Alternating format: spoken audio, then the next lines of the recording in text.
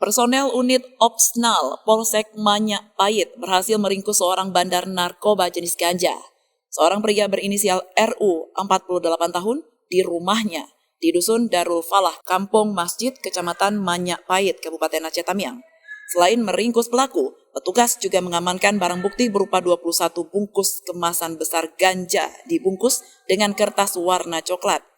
20 bungkus kemasan sedang ganja yang dibungkus dengan kertas warna coklat, 24 bungkus kemasan kecil ganja yang dibungkus kertas warna putih, dan 3 ikat besar ganja yang dimasukkan dalam tas ransel warna hitam dengan berat keseluruhan 4.500 gram atau 4,5 kilogram.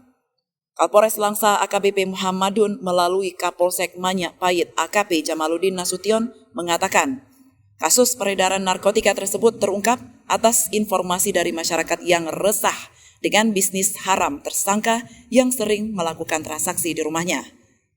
Mendapati informasi tersebut, personel unit Opsnal Polsek Manyak Payet langsung melakukan penyelidikan kemudian menggerebek rumah yang dimaksud. Untuk mempertanggungjawabkan perbuatannya, tersangka dikenakan pasal 111 Junto 114 ayat 2 tentang narkotika dengan hukuman minimal 6 tahun penjara, maksimal 20 atau seumur hidup.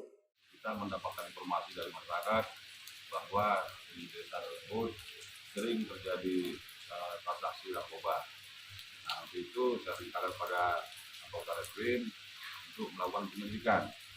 Dan saat penyelidikan langsung ke TKP bisa melakukan tangkapan tersangka di dalam rumahnya, dan kita temukan BB lebih kurang 4,5 kilogram.